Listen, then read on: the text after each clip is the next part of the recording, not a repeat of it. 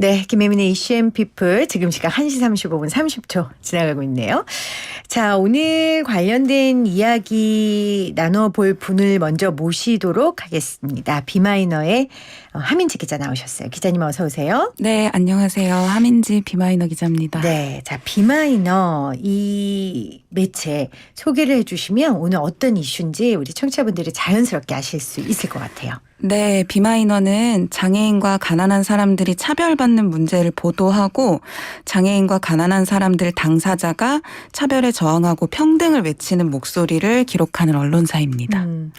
그 서울교통공사에서는 그 전장현의 기관지라고 표현하던데 전혀 네. 아니네요. 네, 좀 폄하하는 네. 그런 표현이어서 저희 비마이너 구성원들도 굉장히 크게 분노를 했었습니다. 네, 관련된 기자회견 하신 것도 제가 봤고, 네. 그러니까 장애인뿐만 아니라 가난하고 힘든 사람들, 그 무연고자 장래 네. 그 관련된 것도 하시죠.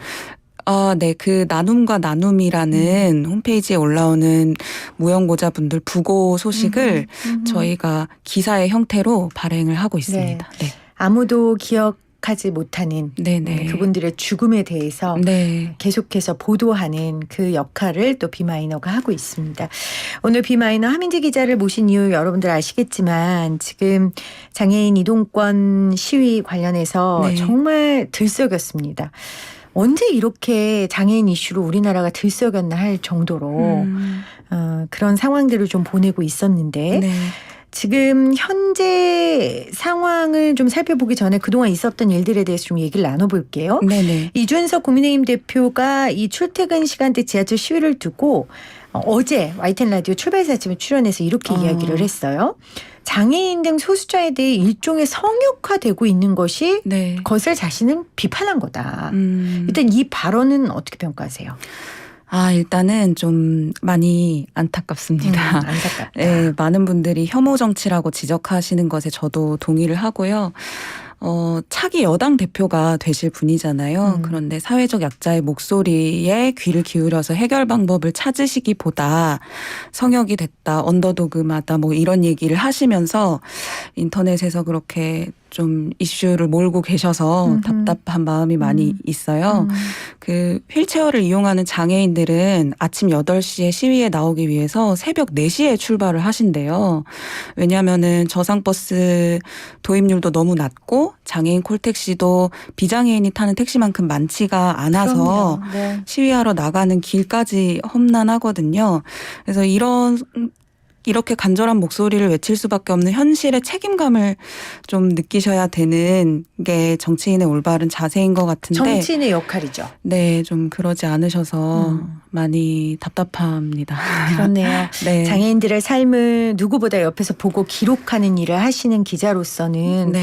아까 말씀하신 장애인들이 나오기까지의 그 네. 걸리는 시간과 무게만큼도 안 되는 대표의 발언이라고 좀 네, 평가를 하실 맞습니다. 것 같아요. 네. 지금 이준석 대표는 오늘 오전까지만 해도 네. 본인은 사과하지 않겠다. 네. 사과할 일이 전혀 아니다. 네네. 전장현 측에 이렇게 네. 이야기하고 있거든요. 그래서 네. 전장현 측은 사과하지 않으면 별도 투쟁을 하겠다고 밝혔는데 네네. 이거 어떻게 계속해 전장현 측은 계속 시위를 하겠죠? 네. 오늘 아침에 이제 인수위의 답변을 기다리면서 삭발 투쟁을 했는데요. 이게 이준석 대표는 장애인들이 지하철 시위를 포기했다. 이렇게 페이스북에 또 맞아요. 쓰셨는데. 그게 이제 마치 본인이 지적을 해서 맞아요. 포기했다는 것처럼 저도 봤어요. 읽었어요. 네. 그것은 이제 저희가 확인한 바로는 사실이 아니고요. 장애인 권리 예산을 보장하는 장애인 권리 예산 보장을 요구하는 네. 대상이 인수위였는데 인수위 관계자가 와서 면담을 하고 갔으니 인수위가 일단은 검토하는 기간 동안에 지하철 시위를 중단하겠다는 거고요. 네. 네, 그래서 삭발 투쟁은 인수위가 계속 또 검토하겠다 이런 이야기를 하셔서 사실 이 장애인 권리 예산 보장을 위한 요구안을 인수위가 모르지 않거든요. 이미 여러 번 문건을 받아갔고 작년에는 윤석열 대통령 당선자가 후보이셨을 때 또 직접 받아가신 적이 있으세요. 근데 또 검토를 하겠다고 하시니까 조금 장애인들 입장에서는 이제는 검토할 때가 아니라 약속할 때다. 몇 번을 전달을 드렸냐 하면서 좀 간절한 마음으로 삭발투쟁을 진행을 하게 되었습니다. 제가 네. 좀 정리를 하면 네. 어제 인수위와의 자리에서 네. 장애인 예산 검토하겠다라고 네. 하니까 일단 시위를 멈췄는데 네. 이후에 진행되는 걸 보니까 네. 또 같은 상황이 반복될 것 같아서 맞아요. 오늘 삭발투쟁을 하신 거네요. 네, 맞습니다. 알겠습니다. 이준석 대표는 지금 네. 이렇게 얘기하고 있거든요. 네. 출퇴근하는 서울 시민들이 왜 투쟁의 대상이 돼야 되냐. 그리고 이렇게 얘기해요. 장애인분들이 시위하는 거 할 수 있다. 난 시위하는 걸 뭐라고 하는 게 아니라 왜 불법 시위를 하냐. 어떠한 사람도 불법 시위는 할 수 없다. 이 입장이에요. 네. 사실 장애인뿐만 아니라 많은 소수자들이 시위를 할 때 저게 불법이냐 합법이냐 이런 이야기들이 많은데요. 현행법에 따라서는 불법일 수가 있습니다. 실제로 많은 장애인 활동가들이 이동권 투쟁을 21년 동안 해왔는데 그동안 도로교통 방해, 업무 방해 이런 걸로 수억 원의 벌금을 내고 또 감옥에 다녀오신 분도 있으세요. 네, 그래서 불법일 수는 있는데, 근데, 왜 이렇게 벌금 때문에 통장이 압류되면서까지 감옥에 다녀오면서까지, 이렇게 간절한 목소리를 왜 이렇게 외치는가. 그게 조금 더 저는 중요할 것 같고, 그리고 사실 시위는 사회의 소란을 일으키고 평온한 사회 질서에 균열을 내기 위해서 하는 거거든요. 그렇게 하지 않으면 힘없고 약한 사람의 목소리는 사회의 주류가 되기가 너무 힘들어요. 네. 이동권 투쟁 아까 21년 됐다고 말씀드렸는데 21년 만에 이렇게 주요 언론사들이 앞다퉈서 일면에 보도하고 단독 보도하는 것처럼 네. 그래서 불법이냐 아니냐보다 이들이 감옥에 가기를 감수하면서까지 매일 아침 비장애인 시민들에게 많은 비난을 들으면서까지 외치고자 하는 목소리가 뭔지 좀 이준석 대표는 정치인으로서 그거를 조금 더 중요하게 여기시면 좋겠습니다. 네, 우리 하 기자님 시위 현장에도 가셨을 거고 계속해서 취재하셨는데 시민들이 정말 그렇게 비난하고 욕하고 그럽니까?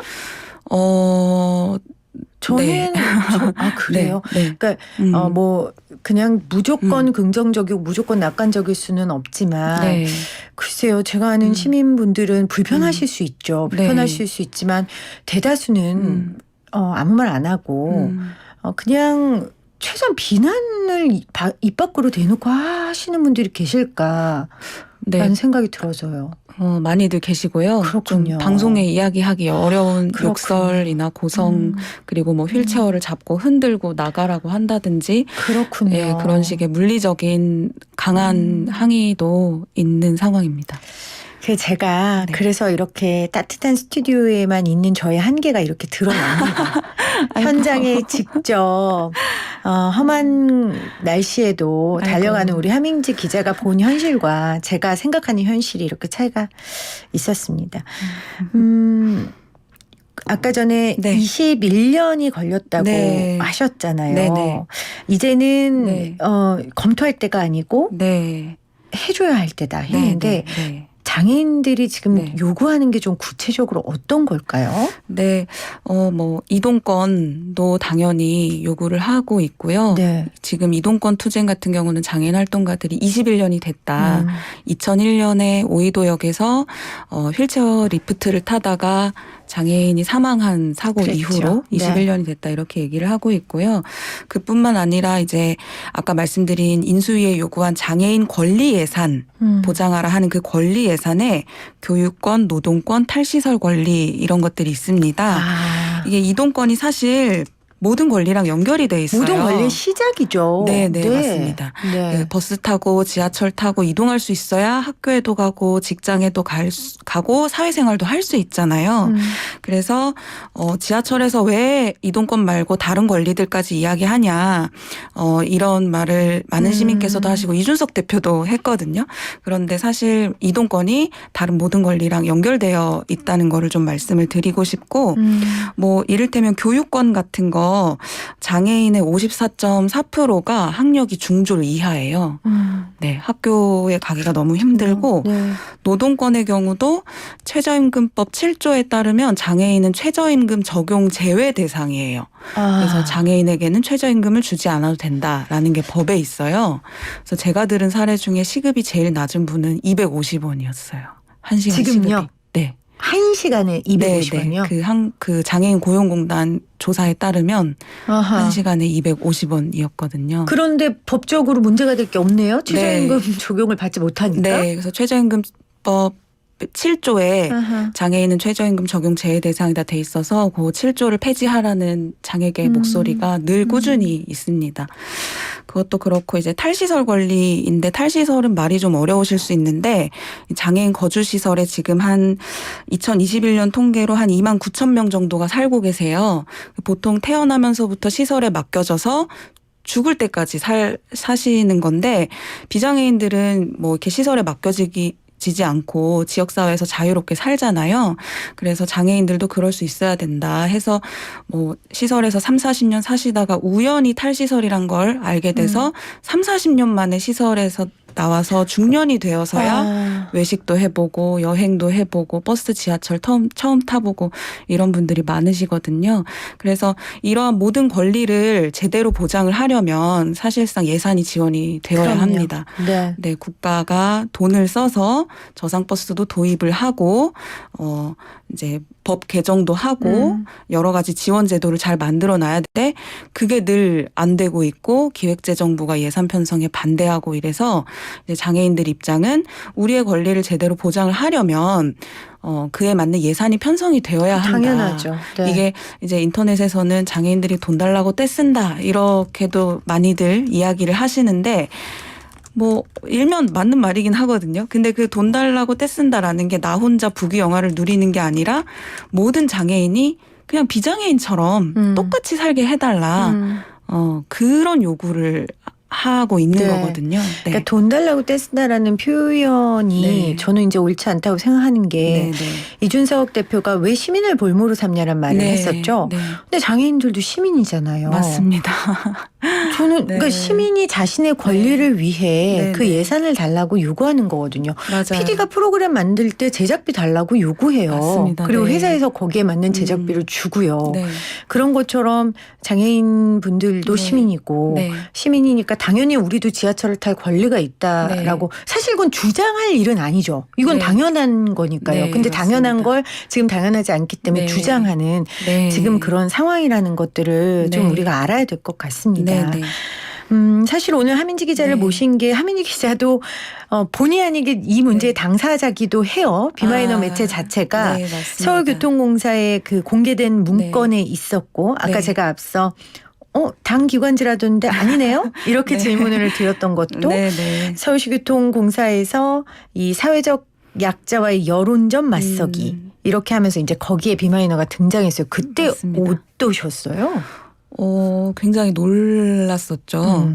네, 그 비마이너뿐만 아니라 뭐 한겨레, 오마이뉴스, 경향신문 이런 진보적 성향을 띠는 언론이 교통공사 측을 옹호하지 않고 장애인 시위를 옹호한다라고 하면서 그런 언론을 장애인의 교통공사의 약점 중 하나로 표현을 했거든요. 네, 그래서 그 당시에는 많이 당황했습니다. 사회적 약자와의 여론전 맞서기, 전국 장애인 차별 철폐연대 지하철 시위를 사례로 이렇게 해서 언론팀에 이제 한 분이 이 문건을 작성했고 물론 공사는 직원의 개인적인 생각으로 쓴 거지 공사의 공식 입장은 아니라고 밝힌 바 있습니다. 무엇이 가장 큰 문제라고 생각하세요? 일단 첫 번째로는 이제 공사는 공공기관이잖아요. 그러면 교통약자의 이동 편의를 책임져야 하는 의무가 있는데 그런 사회적 책임을 방기하고 사회적 약자와의 싸움으로 이 사안을 인식한 거 그게 일단은 가장 큰 문제라고 생각을 하고요. 그리고 이 문건에는 장애인 시위를 무력화하기 위해서 여론전에서 어떻게 승기를 잡을 수 있는가 장애인이 시위하면서 벌어지는 상황에서 여론을 악화시킬 수 있을 만한 약점들을 디테일하게 찾아서 어떻게 그거를 보도자료를 통해 배포 뭐로 해서 이 시위에 대한 여론을 안 좋게 할 것인가에 대한 전략이 적혀 있거든요. 그래서 실제로 그 전략대로 보도자료가 나갔고 언론들이 이걸 받아 썼고 하면서 장애인 시위에 대한 잘못된 정보들이 퍼지면서 인터넷에서 아주 악플이 많이 달리기도 네. 했었어요. 네. 그래서 이런 점들이 크게 문제라고. 문제죠. 네, 그러니까 서울교통공사의 주요 역할은 네. 역할 중에 하나는 교통약자들의 교통권을 보장하는 게 네. 의무인데 네. 그 의무를 일단 저버렸다는 거. 네. 그리고 두 번째는 아주 친밀하고 전략적인 계획들을 세웠는데 그게 네. 문건의 그 대응 지침이 실제로 이행됐다는 네, 거예요. 그게 맞습니다. 사실 참 무서운 일이죠. 네, 그렇죠. 그렇습니다. 그게 사회적 약자 힘없는 사람들 입장에서 네. 얼마나 무섭겠어요. 맞아요. 아, 그리고 또 우리 비마이너 기자분들이나 네. 이런 약자들 위해 일하는 언론사 기자들 제가 같은 언론인 종사자로서 참 부끄럽고 존경의 말씀을 표하고 싶은데 얼마나 애쓰고 네. 노력하시는데 그 굉장한 허탈감도 많으셨을 것 같아요. 네, 맞습니다. 이게 저희도 이제 장애인이나 가난한 사람들의 이슈에 대해서 많이 검색을 해봐요. 다른 언론사에서 어떻게 보도를 하는지. 근데 이상한 보도들이 막 쏟아지길래 이게 어떻게 된 거지 하고 살펴봤더니 이제 내부 문건에도 나와 있듯이 서울교통공사의 보도 자료를 언론들이 그대로 네. 받아 쓴 거였구나라는 걸 알고 나서는 이게 참 서울교통공사도 문제지만 이러한 언론 관행도 너무나 크게 문제구나 해서 좀 많이 답답했었습니다. 네. 알겠습니다. 자, 1918님께서 주변에서 장애인들 보기 힘든 게 장애인이 없어서가 아니라 집이나 시설에서 나오지 못해서인 게 정말 안타깝군요. 이렇게 써주셨어요. 네. 이번 기회를 통해서 비장애인분들이 이런 것들을 좀 아셨으면 좋겠어요. 네. 알겠습니다. 오늘 네. 이렇게 함께해 주신 비마이너의 하민지 기자님 고맙습니다. 네, 감사합니다.